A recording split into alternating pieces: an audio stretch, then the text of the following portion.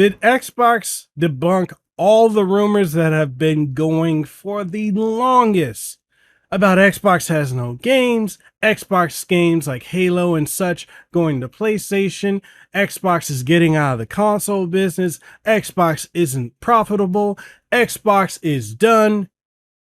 We're going to find out in this episode of Decked Up, a gaming and tech podcast, because Xbox finally spoken. Let's get into it.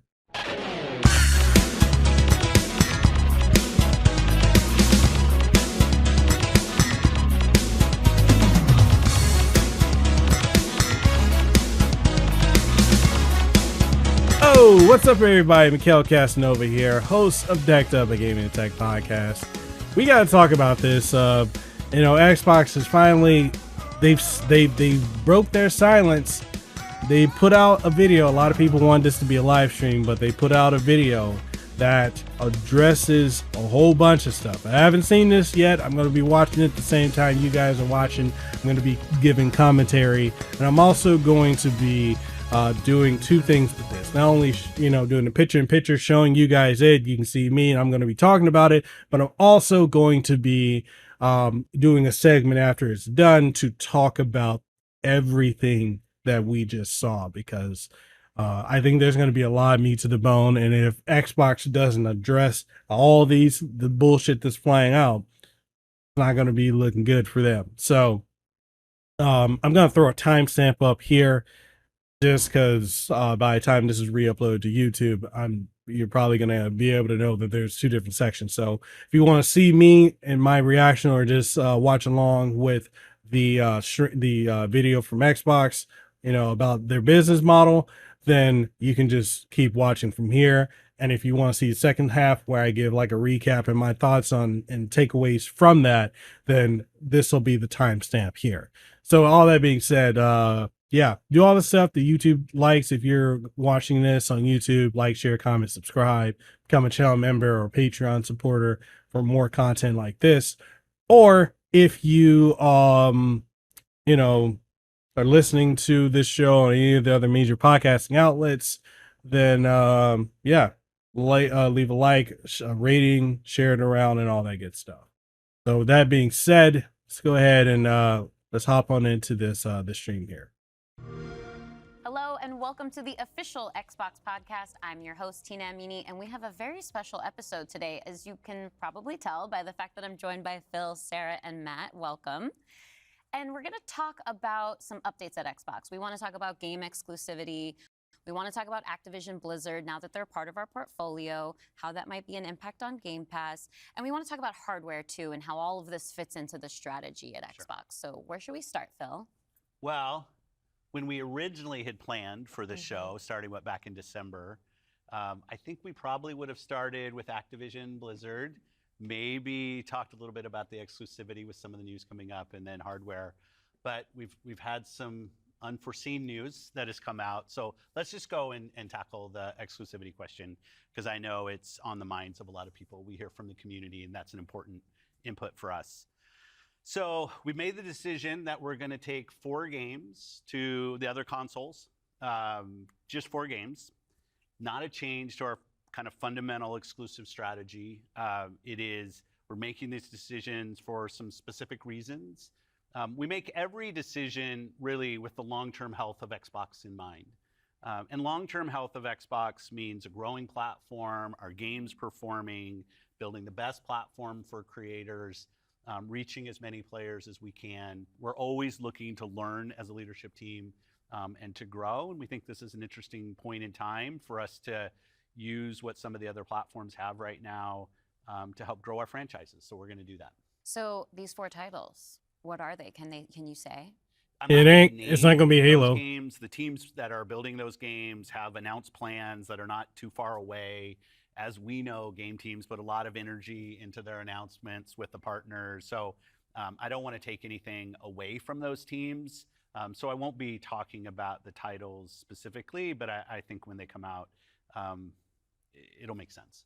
Can we say if either of those titles are Starfield or Indiana Jones? They are not Starfield or Indiana Jones. Well, what was Okay, the that's criteria debunked. and how the team was thinking about selecting those 4 titles? Let me start a little bit outside of that, and then I'll get to the 4 specific games that we're talking about right now.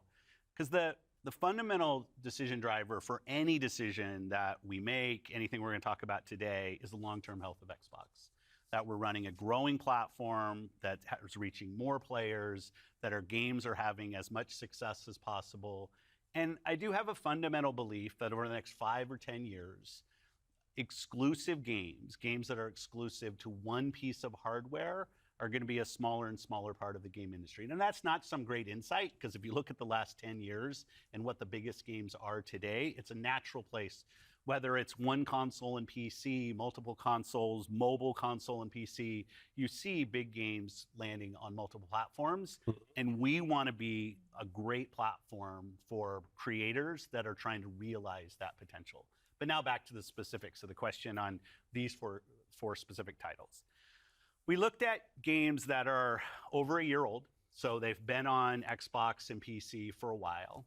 A couple of the games are community-driven games, new games that kind of first iterations of a franchise that have reached their full potential, I'd say, on Xbox and PC. There's always growth.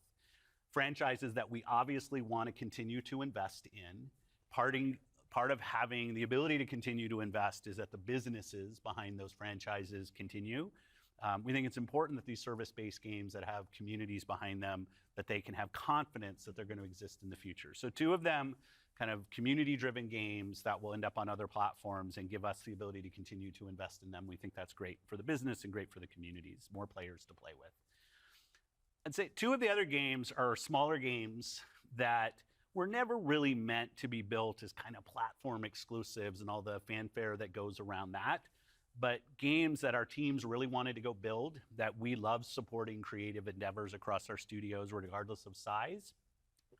And as they've realized their full potential on Xbox and PC, we see an opportunity to utilize the other platforms as a place to just drive more business value out of those games, allowing us to invest in maybe future iterations of those, so sequels to those, or just other games like that in our portfolio.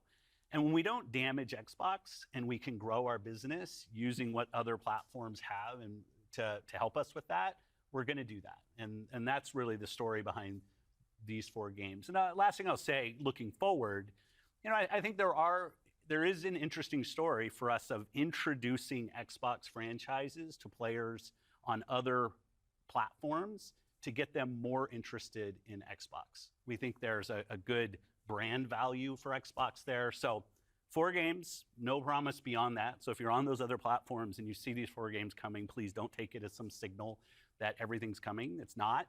And we're going to learn. Debunked. When you are thinking about the They future, just debunked this it. concept of live service games, games that can benefit from bigger audiences, new audiences, how does that apply to future titles and how you're applying that criteria there?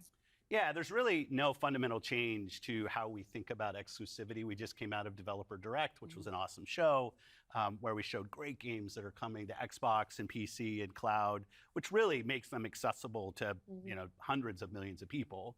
So it's this kind of, we're really focused on a couple platforms and what's going to show up there. But our key of play the games you want with the people you want, anywhere you want, when everybody plays, we all win. These have been part of our strategy for years and will continue to be. Our focus is on how do we continue to grow the games industry by reaching more players in more places, and how do we grow Xbox as part of that. Xbox is a hardware platform, Xbox is a publisher of great games, and Xbox as a platform for the world's best creators. And then knowing that, how do we think about our first-party games and Game Pass? Yeah, well, to build on what Phil just said, one thing I would add, when you were talking about growth, is just that we've sort of seen this inversion over the last 5 years, where it used to be that the platform was the biggest thing. That's right. And the games would sort of tuck in within the platform. Today, big games like a Roblox or a Fortnite could actually be bigger than any one platform. Yeah, and that really has changed the way that we think about things. So in the midst of all that, I think we at First Party can come back to sort of some core principles. First, that all of our games will be on the Xbox platform. Second, all of our games will go into Game Pass on day one. And third, we know that Game Pass will only be available on Xbox. So there's sort of starting points for us. So they debunked that too. There are games today that you can play that only can be found on Xbox. And at the same time, we want to bring more of our games to more players. So we're going to continue to look at that. Kind of moving aside, though, from some of those and thinking more about what does it really mean for the player, to me, the two key things are cross-play and cross-save.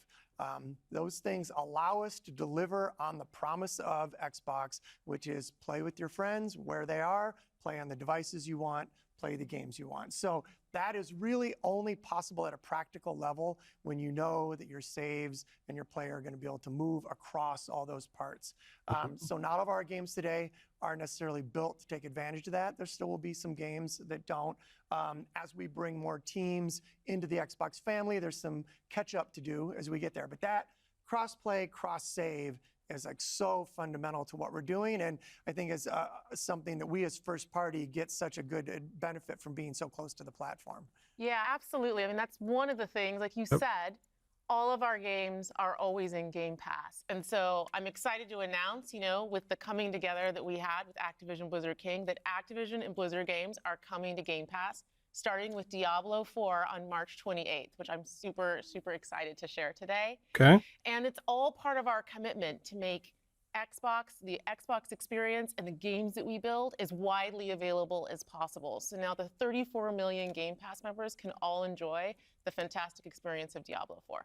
Amazing. Can we come back to the point, Phil, you mentioned at the top, this isn't really a change in strategy for us. Can you recap for me how it isn't? Yeah, and I thought both Matt and Sarah did a really nice job of talking about what we're doing on Xbox, where we're going.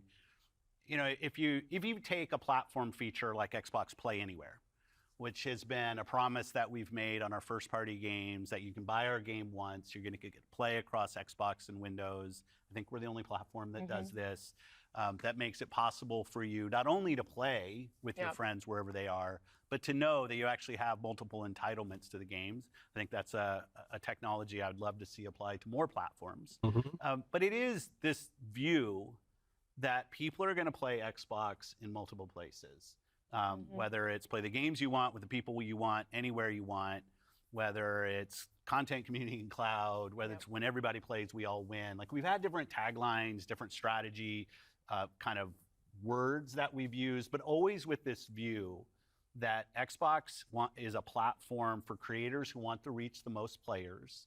Our investments in xCloud, our investments in franchises like Minecraft and now Call of Duty and other large franchises so that we learn how to build those. This has been a strategy that we've been on for, I'd say, a decade. It's not about one device. It's not about that's true. It's been over a decade, technically over a decade. But rather, the devices that people want to play on should be in service of making the games as big and popular as they possibly could be. Because really, a healthy creator community on Xbox, a healthy creator community in gaming all up, is the thing that all of us as game players should be voting for, because that's the thing that will lead to the best long-term success and growth in this industry. And my understanding, just from listening and learning from you three over the past few weeks, just understanding what's happening with Xbox, is that we see trends with player behavior where people are playing on multiple devices. That is the reality. And we have put some games out on multiple platforms before. So my understanding is that that's been good for players. How does that come back to the business with all of that in mind? Yeah, as you said, we have shipped games on other platforms. In fact, realistically, if you look with the addition of Activision and Blizzard and ZeniMax, we're one of the largest game publishers on PlayStation. We're one of the largest publishers on the Nintendo Switch, especially when you put Minecraft into the equation as well. And now we're one of the largest publishers on mobile platforms as well. And that's not something that we want to back away from. We want to continue to be building great games that millions and millions of people can love, and that they can play those games where they want to go play.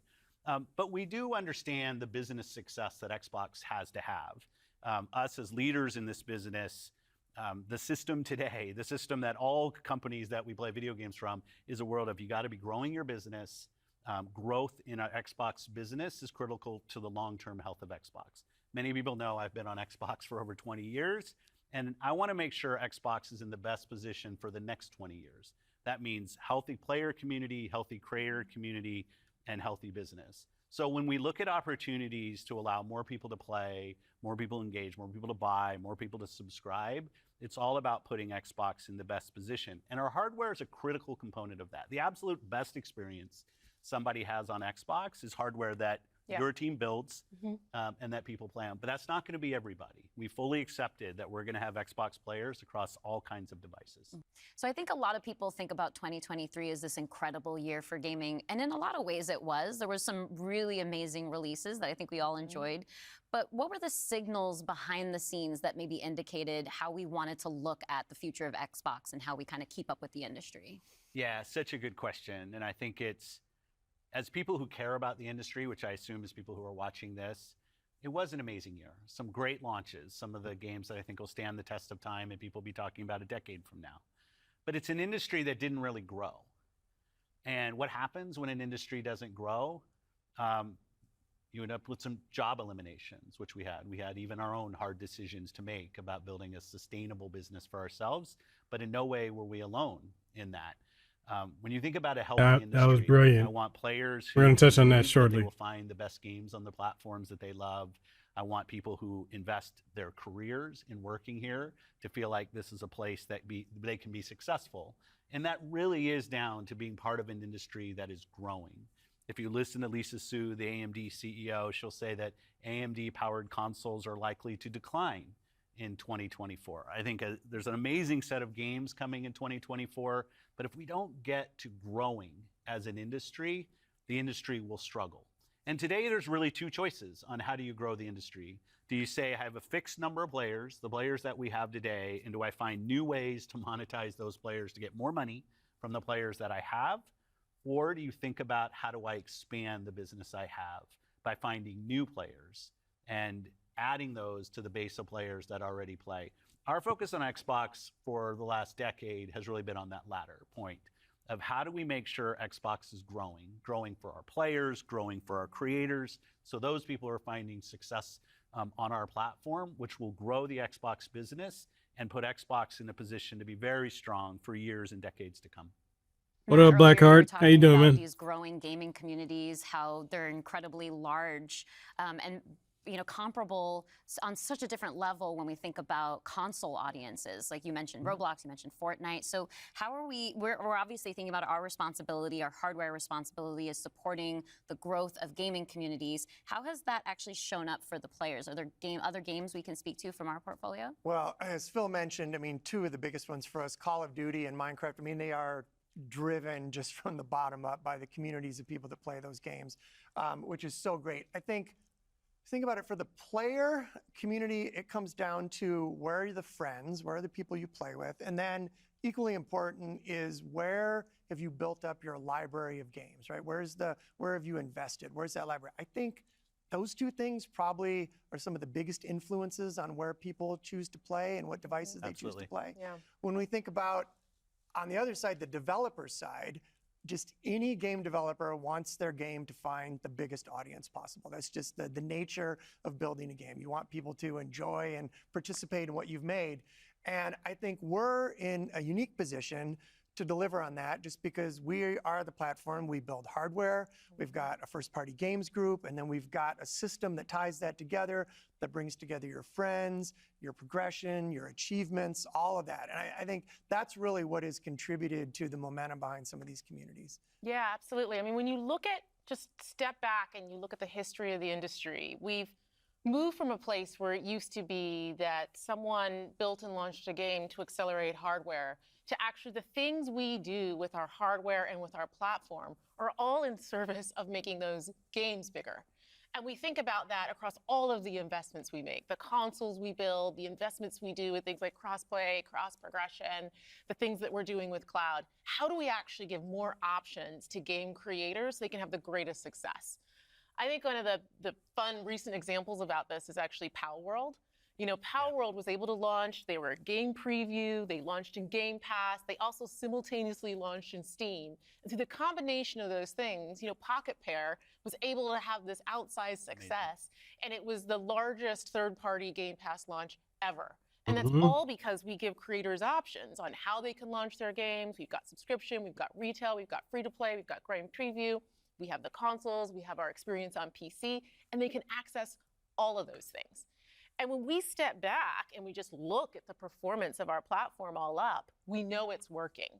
We're at the highest level of users on console, the highest level of users on PC, the highest level of users on cloud ever. We have double-digit growth rate on PC and cloud, places where we're enabling creators to actually reach new players beyond the console ecosystem. And that's why we're leaning into it and doing more, because we see all those signals. So we're talking about the role that hardware plays for creators, for the games and those communities. What about the role that hardware plays for us as a business, for Xbox? When we look at our hardware, it really is, and Phil said this earlier, it's where you get like the most flagship seminal experience of Xbox. And it also represents a developer target. Our developers can build the specs of our hardware, and we invest to make sure they know when they do that, that the games are going to run great on our hardware, but they're also going to be able to be accessed across any screen because of all the other investments we make. So we're giving them an easy way to access as many players as possible. And we actually have more creators right now building for Xbox than ever before, by nature, thousands of them, by nature of those investments. And we got more to come. There's some exciting stuff coming out in hardware that we're going to share this holiday. And we're also invested in the next generation roadmap. And what we're really focused on there is delivering the largest technical leap you will have ever seen in a hardware generation, which makes it better for players and better for creators and the visions that they're building. And then when we're talking about hardware too, there's these other considerations that are really important to our community, probably to each one of ourselves as well. When you talk about library, because I want to dig in on that a little bit more. You know, as we talk about cloud in the wider entertainment industry, there's conversations about streaming. How is that impacting how I own my content that I've invested in? So what can we say about our stance around game preservation? Yeah, you know, one of the highlights for me of being in this position was getting to stand on stage when we announced back compat coming to Xbox One. Like, it was fantastic. People were reading the teleprompter before I could read it. I'm a slow reader, and just feeling the energy in the auditorium as we were saying that, and online. You know, one of the cues I think us as being part of Microsoft take is looking at Windows and how Windows over decades has maintained software compatibility with things that are built on it. Like, I can still go back and play some of the games that I love playing on Windows from decades ago, and it will still run. And we try to bring that same view to consoles. It's harder in console because the line between what the hardware is and what the game is in consoles is traditionally, it's tighter, which makes compatibility, you end up doing these generational compatibilities that we've built. But I will say compatibility, the ability to not only play the games, but my saves are still there with our cloud save systems to try to keep the services up as long as we can so that people can play, is a tenet of what we are as Xbox. It's at our foundation. And when we look at future hardware generations and what we're gonna support, making sure that we respect, which is the word I use, respect the investments that people have made in Xbox going forward is fundamental. And the fact that you get entitlements when you buy a game from us on both Windows and Xbox also means you have the ability to play that game across a multitude of devices, which I think furthers the compatibility of the games that you own. Can we go back to what Xbox stands for today? I think we've pretty much covered all of the elements, but if you could break it down for me. You know, when you play on Xbox, what we're saying is you're playing on a platform where you know the biggest games in the world are always going to be. You're playing on a platform where you get to access Game Pass. And all of the games from our incredible range of studios will always launch in Game Pass day one. And you're playing on a platform that's dedicated to you, like player-first features, cross-play, cross-save, cross-progression, backwards compatibility, being able to play your games in your library anywhere you want because of the investments that we make in cloud gaming. And so you're playing somewhere where you're investing and you know you get to take the games forward with you and across all of the screens where you are. And I think most importantly, Xbox is a place where you know when you're investing in Xbox, you're investing somewhere that is dedicated to making games more successful and creators more successful so that they can invest more to bring even better experiences to you all of the time. Yeah, just that investment in the studios is so, and we feel that as part of first party with the platform proximity. You know, it's kind of amazing now to look out across all the studios that we've got and just be reminded that we're now one of the biggest development organizations in the industry. What does that mean for players? It means that the biggest games are going to continue to come to Xbox. And this 2024, the year coming up, we've got more than 10 major releases coming up. Great stuff. Hellblade 2. We've got Diablo expansion. We've got Avowed, Ara, the Indiana Jones game. And there's more in development, which I think we're going to be able to share more about at our June showcase coming up pretty soon. Well, I guess I should get ready to work on that show. Well, thank you all for showing up on the podcast today, and we'll see the rest of you this June. Yeah. Thanks, Tina. Thank you. Okay, so the biggest thing here is they address so many things. It was like dominoes getting knocked down, like one after one after one after another. Okay, let's start with the first thing that people have been losing their minds about for the longest, and it's that, you know, Halo is going to come to PlayStation. You know, this and this is going to come to PlayStation. All the Xbox games. So they basically, these fools shot themselves into a narrative that they created that was not based in factualness at all.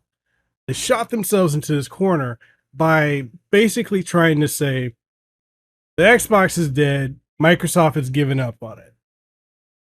So what Phil just said, I know a lot of people don't like Phil Spencer, they don't like Sarah Bond, and all this other stuff is absolutely ridiculous. But they addressed that 4 games were going to PlayStation and Nintendo Switch. So let's dive into that. People are mad at any Xbox games going to another platform. Yet PlayStation has games on Xbox. They have games on Switch. MLB The Show, anyone? That's on other platforms, and that's a Sony created IP. But, you know, people have selective memory. They act like that's not a thing, right? Microsoft is already on PlayStation and Xbox with Minecraft. So they're going to add 4 more games right now to go to the other platforms. They didn't say it was Halo. They said it wasn't Starfield. People swore up and down it was going to be Starfield. It's not Starfield. We don't know what it is. I'll throw a hint out there. Call of Duty's coming to the Switch, which they've already teased. It's more than likely going to be something from Activision Blizzard King going over. You're not going to get Halo. I know I had so many clowns coming to that video when I said Halo's not going to PlayStation. So many clowns swearing up and down like, oh, this aged well. It did age well because it didn't sour. So Phil, off jump, off rip, laid it out there that they are not going to put Starfield or the other game on there, which means Halo and Gears aren't going there. Forza might.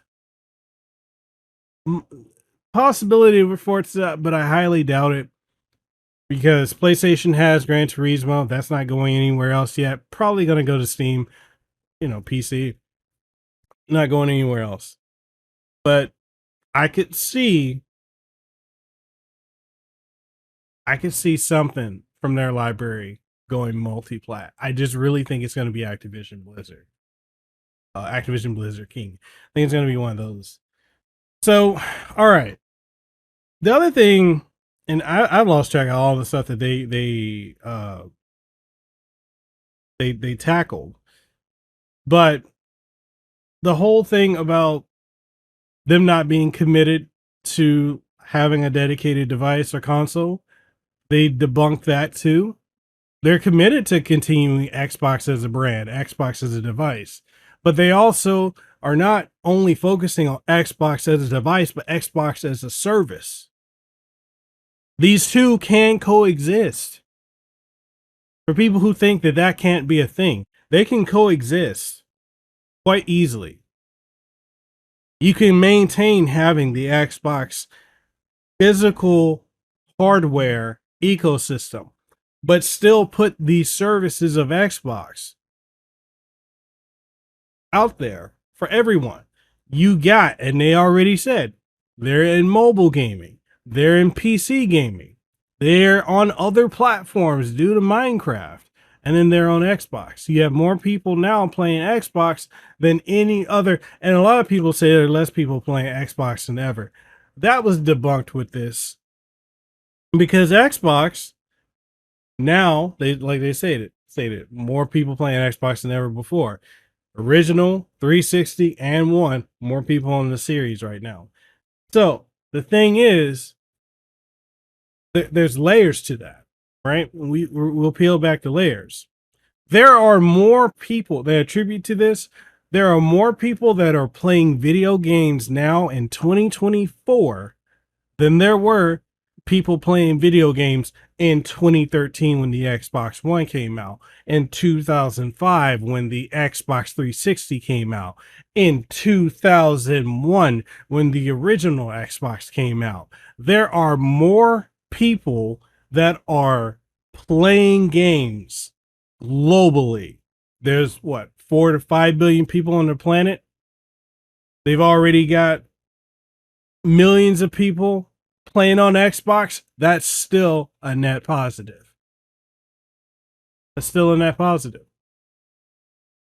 Other things they kind of touched on when people trying to say that Xbox is not a successful brand or business. They address that. They're one of the biggest publishers in the world.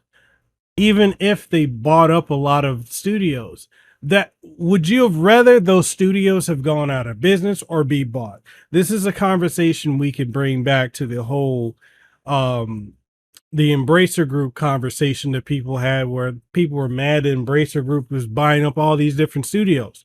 Well, studios and businesses don't get bought if they're not in a position to be sold, which means on some level, economically, it made more sense for these companies to allow themselves to be bought by Xbox, which means that not only did Xbox have the opportunity to buy these businesses, but other companies did too. People mad about Xbox buying Activision Blizzard King. PlayStation could have bought them. Oh wait, they didn't. PlayStation ain't got the money to buy them. Nintendo could have bought them. Nintendo ain't throwing up that kind of money to buy that. You could have got Embracer Group to buy them if they want to throw that money up. The narrative, man, y'all got me on my soapbox. I wish Cameron was here right now to talk on this with me. But look, oh yeah, if y'all haven't already, check out my brother Cameron's podcast, Car Quicks. Man got the most unique flow when it comes to it. You know, Cameron, I love you, brother. I had to throw that in there. Anyways, going back to this whole thing, talking about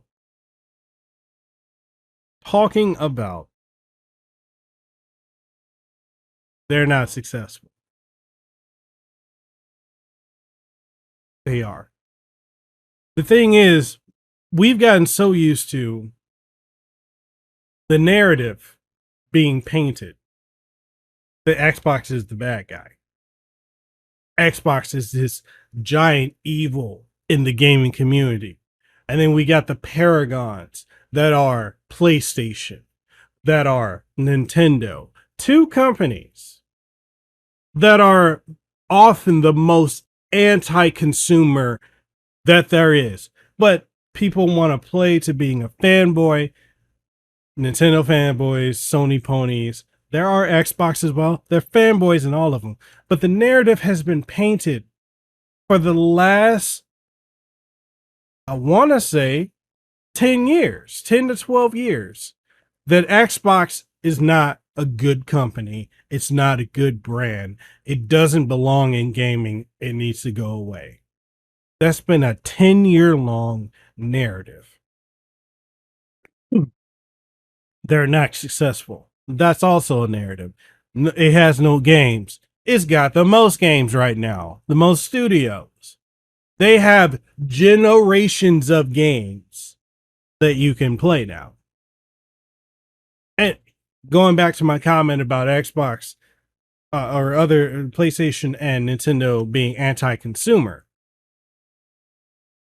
you're going to be like, oh, that's BS. He's just trying to kiss up to Xbox right now to work with them. I already do work with them. I work with all these companies, Nintendo, PlayStation, Xbox, all the different publishers. I've earned that right. I also am a journalist and a content creator that's not going to sugarcoat shit and bullshit you. I will shoot straight from the hip and look you dead in the eye when I'm doing it. So I'm going to speak on this because it's what it is. We calling it like it is, brother. When it comes to the anti-consumer things that Nintendo and PlayStation do, they barely want to do backwards compatibility. Let's look at Nintendo first. Nintendo Switch is out, right? Now it's using cartridges. Wii U use CD the disc. So did the Wii U. You have games that dropped on the Wii U, the Wii, the GameCube, the 64 and back that you have to buy on the Switch. Even if you already own them, even if you can't physically use Wii U, Wii, GameCube, and all that on the Switch, there have been digital stores with Nintendo since the Wii. You had the Wii Shop, DSiWare, right? 3DS Shop, Wii U Shop. Why is it that when you would buy a game on those platforms, they don't carry over to the next one? You buy a game on the Wii. Remember Wii Virtual Console, all those games on that. Last generation, current, all that stuff. You buy them on there, and then you get a Wii U that doesn't transfer over. You got to buy it again. We got the Switch eShop. A game you've gotten on one of those two, which kind of, some are. But anyway, that's not the point. You buy them on those two, you can't get that to carry over from the Wii to the Wii U, from the Wii U to the Switch. You got to buy it again. That doesn't make sense to me. Same thing with PlayStation. They've had digital storefronts since the PlayStation 3. So you bought a game on the PlayStation 3. Does it carry over to the PlayStation 4 if the PlayStation 4 has a version? No. Not only that, but you have to do PlayStation Now, the streaming service, to play your PlayStation 3 games. And it's streamed. You can't put your PlayStation 3 disc in your PlayStation 4 and play a PlayStation 3 game, or your PS3 disc in the PS5 and play. It doesn't work that way. Right now, the only parity is the PlayStation 4 games to the PlayStation 5 because the architecture is the same for the most part. So it's easy for emulation in a way, or in the sense of the PS5 emulating or replicating the hardware to make the PlayStation 4 function. Again, I already know we can get into semantics and say that the PlayStation 3 with its tech was very hard to develop for, so going to the PlayStation 4, that's why games weren't that compatible. But, and that's a valid argument. The PS4 or PS5, there's a parity. So at least you got one generation that can play both, for the most part. But still, all the digital storefront purchases from PS3 don't carry over. So if there's a game you bought on PlayStation 3, and then you see it on PS4 or PS5, you got to buy it again because your previous purchase isn't going to work now. Xbox is the only company that has allowed you to play with your Series X or Series S, Xbox Original, Xbox 360, Xbox One, and Xbox Series. 4 generations, 1 platform. And if you've got a Series X, you can play the vast majority of the original Xbox games, 90% of the 360 era, 100% of the Xbox One era, and current generation on disc. They're the only company that's ever gave a damn about game preservation and backwards compatibility. And they have been mocked for generations for being the pillar of backwards compatibility. And with Game Pass, you buy a console because from an economical standpoint, MC P Blackheart, I'm gonna get to your comment in a second. But looking at the fact that they also went from, because they understand you buy a console, you already drop $200, $300, $400, $500, right? Games are $60. You buy a new console from Xbox, they give you Game Pass to try out. And if you want to pay for it, $10 a month, $14 a month. And not only can you play your Xbox games on PC and on Xbox and on PC, or vice versa, you get Xbox Cloud. So the same games are on Game Pass that you can play by downloading to your console or to your PC. I can pick up my phone, attach a controller to it, and I can start playing those Xbox games right there. They've been mocked for that too. Xbox got no games. Y'all saying that about PlayStation now, that they don't have your biggest title for the most part that we know of is Helldivers 2 and Last of Us Part 2 Remastered? What's Nintendo got this year other than probably announcing Switch 2? I mean, we've already gotten, we only have 3 more titles. Big titles from Nintendo. People who run with that narrative, this got no games, that got no games, whatever, y'all really don't understand how this industry works. And it shows. It shows a lot of people very ignorant. It's a lot of armchair analysts that don't understand this game, baby. Apply that logic of Xbox got no games. What did Nintendo have when they dropped the Switch? A port of a Wii U game, being Breath of the Wild. That game was built for the Wii U and ported to the Switch. That's why it ran better and still does to an extent on Wii U over Switch, because it was built for that console. They launched with that, snipper clips, and 1, 2, 3 Switch, and one hovercraft game. I'm trying to think of the name of it. I can't think of the name of it. There are 4 games that launched with it. The game that made them the most money, that established Switch as a platform, Breath of the Wild. Is Breath of the Wild. If they didn't have that at launch, it would have been dead. And then the only other games that came out from them that year was another port of a Wii U game, Mario Kart 8, the deluxe edition, which it is. It's a better version ultimately. And then after that, what else did you get? You can't say Mario Rabbids. That wasn't Nintendo. That was Ubisoft. What else did they have that year? They had Super Mario Odyssey. And then after Mario Odyssey, what else did they have? The end of the year was Xenoblade Chronicles, which is from Monolith Soft.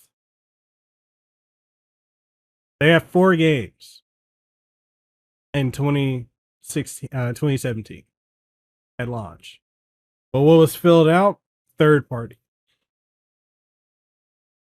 Same thing with PlayStation. You really look at their release schedule, you got their main games, which is usually 1 or 2 a year. And then you got all the paid exclusive games that they shelled out to go to their platform first. And then Xbox. Yeah, with the Xbox One and so much so far with the Series X, it hasn't been great with like exclusives, but they bought up these studios. The games are coming out. We had Starfield. We're getting Hellblade too. We got all these, Halo, Gears. These games are coming. Do they need to be better quality than what they are? For Halo and Gears, yes. But nonetheless,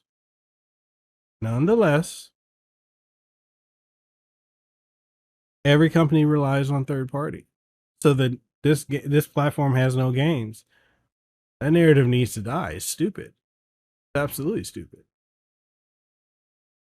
Going on from here, let me ask this question. MCP Blackheart said, it was wild that Wii was backwards compatible with GameCube, but Wii U couldn't play GameCube but could play Wii. Last day I had my PS3 plays both PS1 and PS2 games. Yeah, that's actually very interesting.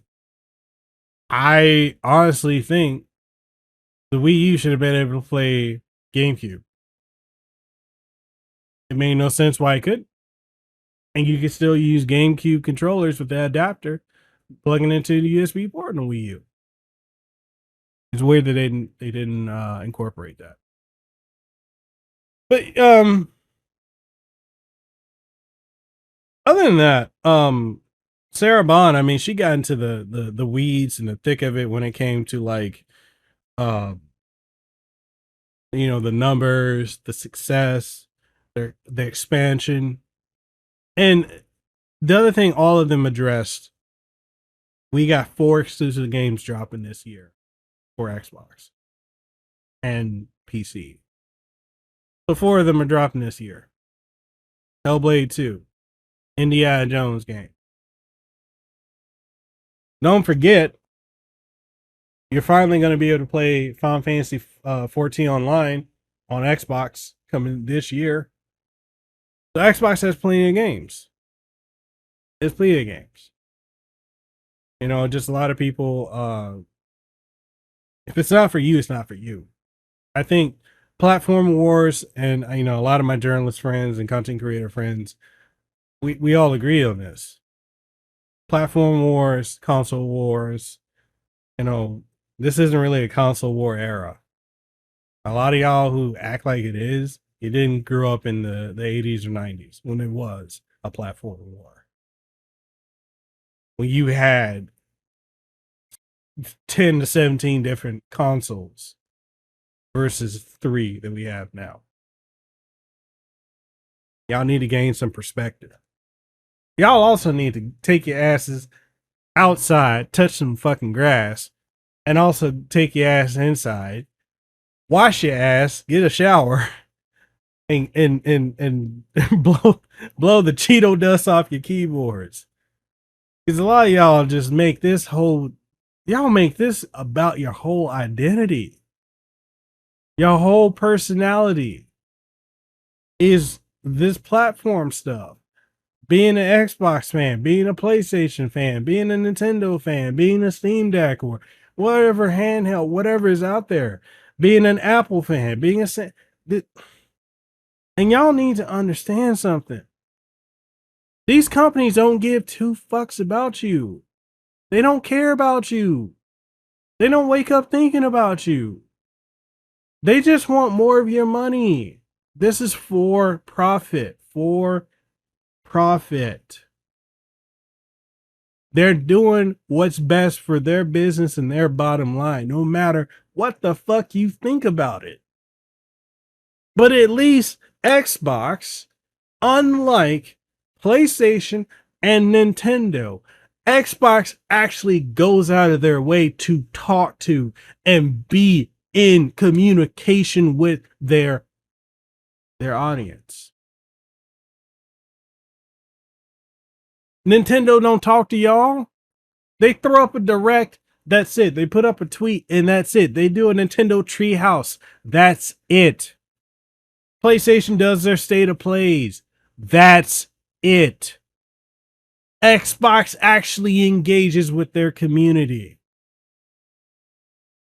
And y'all are the same fools that want Xbox to go out of business and there to only be PlayStation with Nintendo as a second. You do not realize you do not want a monopoly in gaming. You do not want a monopoly in the console space. Because then we will go back to the ironclad days of Nintendo and how they treated every other publisher. If you publish on this platform, you will never publish on ours again. You do not want that. That's a history lesson for you. Why do you think Square Enix, at the time Squaresoft, left doing anything with Nintendo and went to PlayStation? Because they wanted to stick with cartridges instead of discs, and because they wanted to control everything. They went to PlayStation, and for a whole generation, Final Fantasy was exclusive to PlayStation. You don't want you do not want an ironclad, only one company. That is not good for this industry. Y'all need to go outside, like I said, touch some grass, wash your ass, get that, do something else. Find some yoga, find Jesus, find Buddha. Go get laid. I don't give a damn. Do something other than making these consoles your identity. With that being said, excellent stream. It wasn't really a stream, it was a pre-recorded video, which that was smart too. Because by doing that, you don't let people control the narrative.